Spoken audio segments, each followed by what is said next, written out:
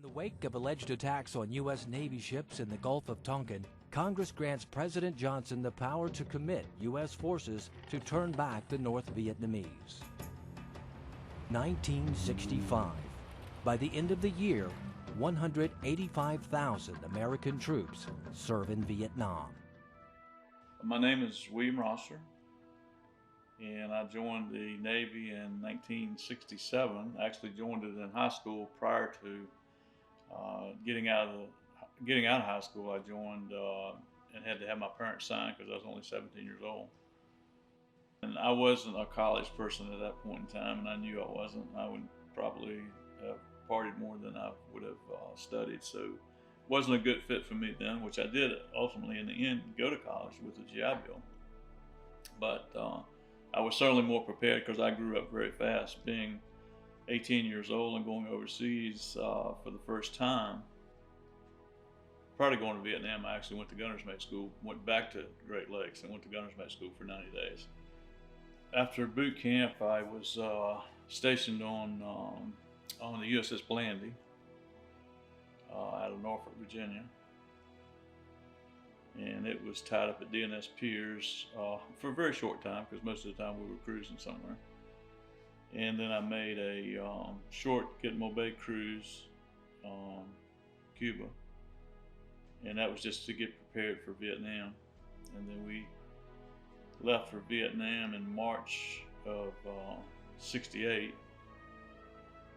I was excited, but until the day we actually left, I remember it very well. It was me and two other friends of mine, one from Appomattox and one from Lynchburg, which was towns close to me, and we all rode down together. And it was pretty gut-wrenching when we came through the tunnel of Norfolk and going into to the Navy base, and then realizing what we had signed up to do and where we were going. But after you get over that, and you get over the scaredness, and it becomes a job, and you just do it every day. My job as a gunner's mate was,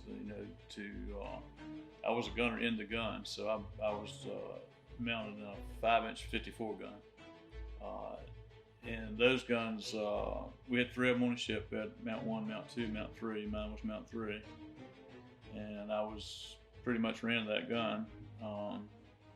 Took the calls from the radar room or whatever the target was, and they had me set up, and I was basically shooting the gun on where they said shoot it at. A few years ago, looking for USS Blandy hats or shirts or anything like that, and in that search, I found this video, and it's a video of us taking on fire in Vietnam, and that was pretty monumental to see that because I saw it years after I'd been there, and to see it because that's probably one of the most scariest times I can remember over there.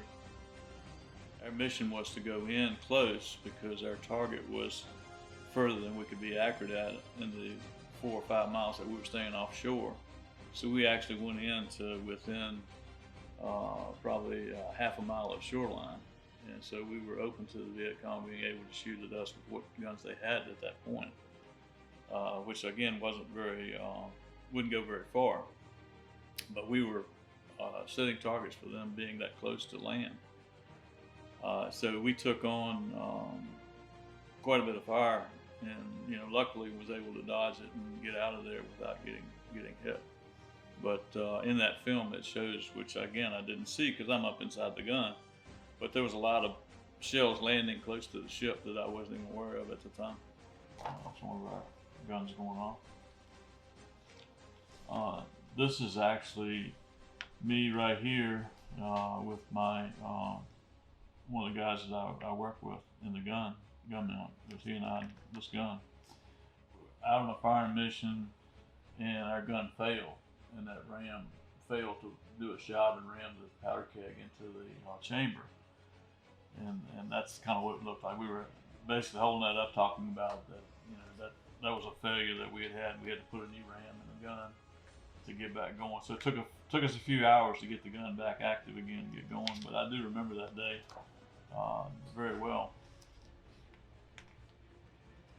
And that's me. Changed a little bit from back in those days. everybody had a different experience. You know, I feel very fortunate to be in the Navy and not in the Army, because those guys were, you know, foot on the ground in the jungles, and they certainly saw a rougher time than we did, as far as you know, the enemy being right up front with them. We took out a lot of them, and sometimes we took them out and never saw them. So even though we were in the middle of it and doing it, nothing like what the Marines and the Army or people that were on the ground. And probably the worst was, you know, we didn't have any fatalities on our ship, but we had fatalities over there that we had to go and do rescue missions on, and I guess that was probably the worst time I can think of. To know that we had survived being there, survived being in the war, and had grown up a lot in those months that we were there. I think you become, from a teenager to a man very quickly when you find out that you're in a war.